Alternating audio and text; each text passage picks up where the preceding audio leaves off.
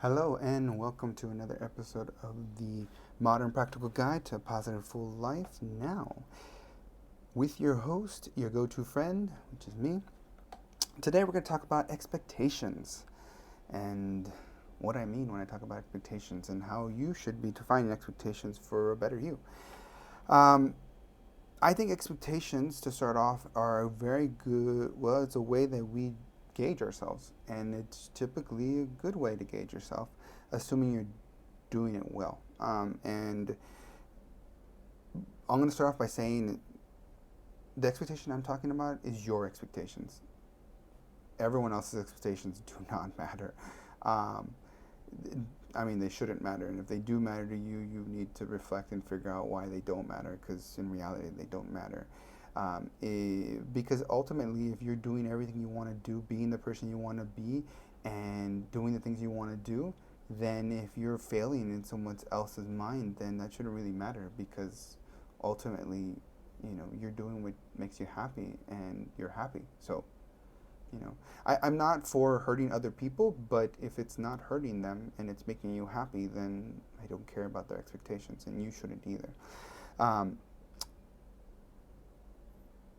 the next thing I'm going to say is, due to parents, culture, society, I think the other thing we do when we do set our own expectations is we set them ridiculously high. And I think that we need to be realistic and base our expectations on data. And no, none of this, I'm going to do my best. It doesn't work.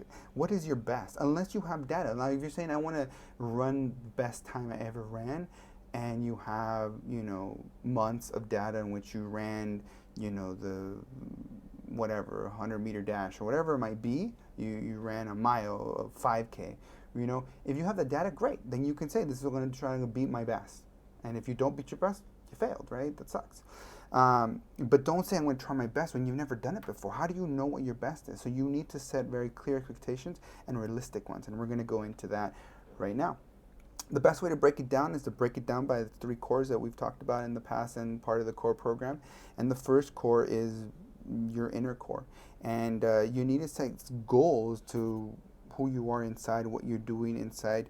And the best way to do that is to know what your values and priorities are. And to know your values and priorities, you need to reflect. There's really no other way. How are you going to understand that something works if you don't spend time understanding how it works? It's pretty much how that works.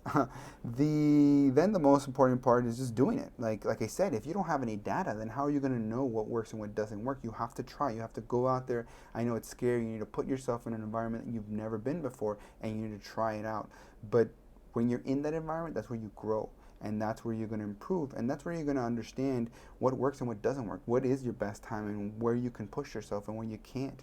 And it ultimately will tell you, what are your strengths and what are your weaknesses. And what you should try to do is cover your weaknesses, so just enough time and effort so they don't drag you down, and focus on your strengths so that you shine and you really use those to your advantage. Now, when you're doing all this, setting priorities, and I think the best way to do this is just give you an example, right? If I want to be more forgiving, then figuring out, why do I want to be forgiving? Again, this is part of all reflection, asking why you're doing something. If I want to be more forgiving because I think it's something that is a part of me, and I think it's something I want to see more in the world, then that's great, and I'm going to do that. But then, what is the goal in being more forgiving? What is the most important priority in that goal? And how will I know if I did well, right? Now, if I say, next time someone, does me wrong, I'm going to forgive them, that's good. But the more you do it, you might realize, well, this person keeps doing wrong by me. So I need to learn from that and not allow them to get as close. And if you do that right, then like you can see, you're being more forgiving. You're reaching your goal. I forgave that person. But because I know that people will take advantage of this, I'm doing it in a fashion that is what I want to do, but isn't going to hurt me. If that makes any sense. And you have to do it with everything. It's you want to be more honest. You want to be more loving. All these different things. You need to figure out, okay, how am I going to do that? And then go and do it. Figure out what it does, and then using those expectations gauging yourself and then figuring out, did you really do well? I think the problem with expectations, too many times we just say we're going to do our best, and then we can always see failure, and we don't know what the priorities are, right? If I'm saying I'm going to be the best me, then when I gauge myself, I'm going to be like, well, it wasn't the best me. Of course, you can always be better. But if I was trying to be more forgiving, then I succeeded. Yeah, I might have gotten hurt, but ultimately my goal was to be more forgiving, so I succeeded. The next core is the outer core, and the outer core is how you project out in the world to other people around you. It's not individuals, but this is just your outer perspective that you put out there. And again, you need to, through reflection, know who you want to be, right? If you want to be loving, that's great. But if you want to be more loving to the world, that's a different thing, right? Because one is just being a loving person, right? Another one is being loving with everyone out there, and that it shows through your actions or through whatever you're doing. And so those are two different goals in reference to what you want. And so you have to have different priorities. But again, you have to ask yourself, why? Is it because this is what you believe will make the world a better place? Is this who you want to be out in the world?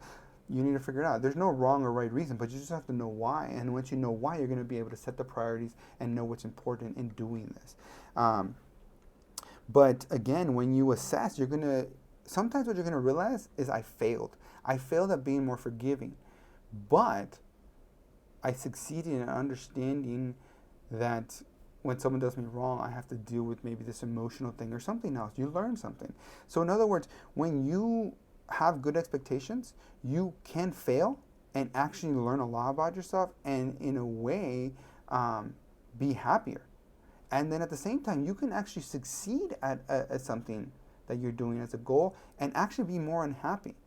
And I think that goes back to understanding that when you reflect, you're going to get to things that you want, but you're not going to know what you need until you go out there and try it. And those are the two differences. And so when you go out there and you try, you're going to realize, hey, this isn't actually who I want to be. What I want to be actually is this. Because you're going to realize that you're going to not be fulfilled in what you're doing. So for example, I want to be more honest, right? And I want to show a genuine part of me, right? And that's where it comes from. And being honest is going to help me do that.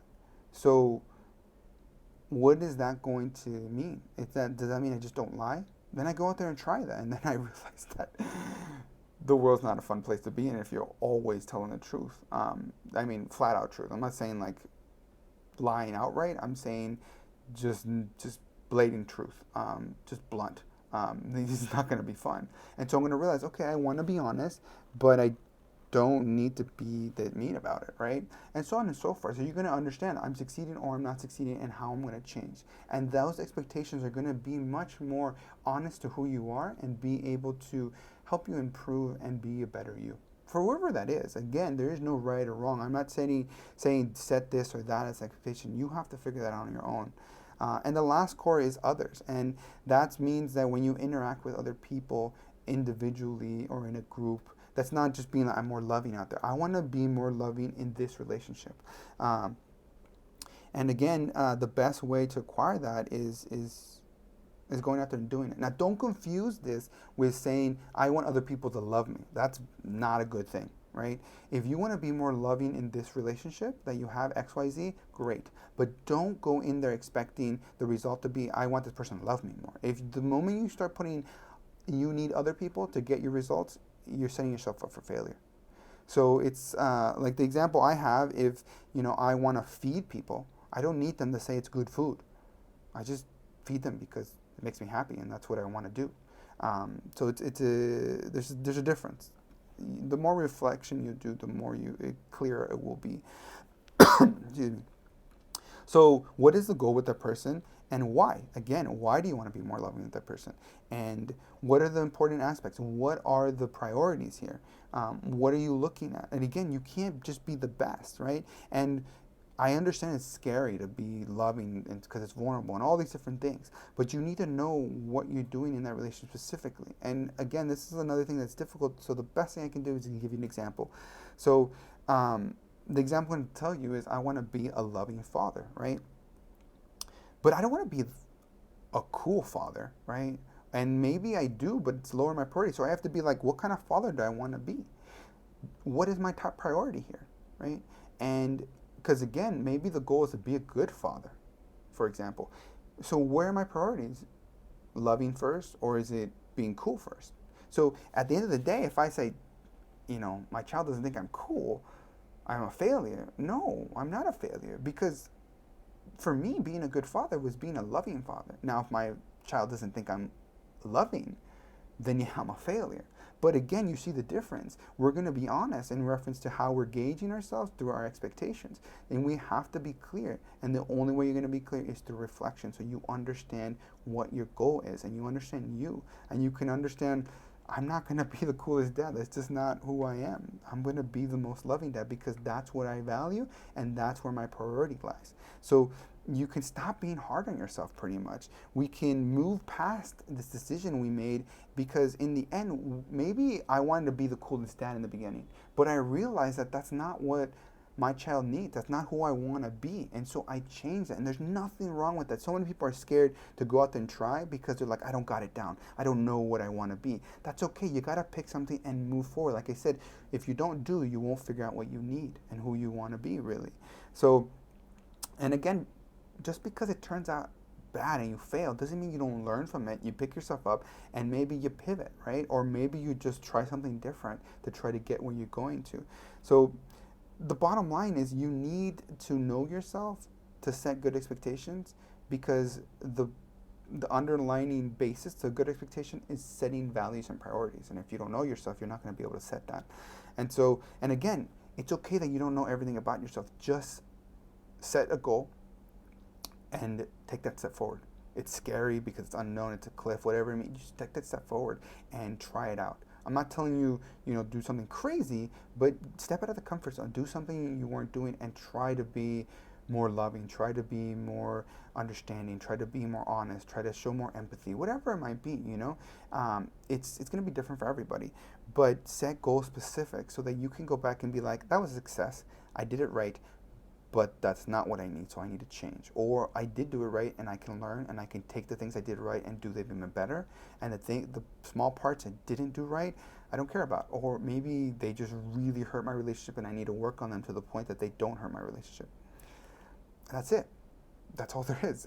It's something that's simple, but it is a massive tool that's going to help you in setting yourself right. You know what I mean? It's setting the rail, I guess. You're training, you're just setting the railing, and you want to know where you're going, and you have to keep moving forward.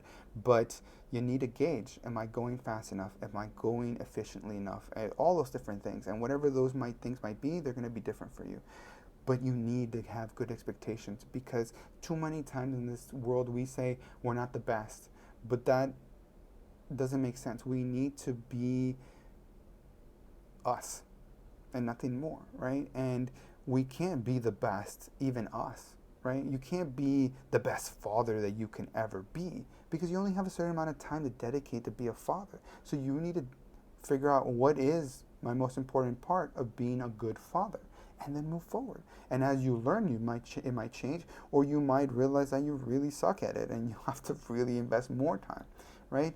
But maybe that's worth it for you, or maybe it's not. But you need to first try, and you need to have good expectations to understand if you tried well and what you're going to do moving forward. Thank you again for watching. As always, follow us on social media at Cultum Vita. It means cultivating life. And if you think it could help someone, please forward it along. That's why I do it. And until next time, thanks for watching.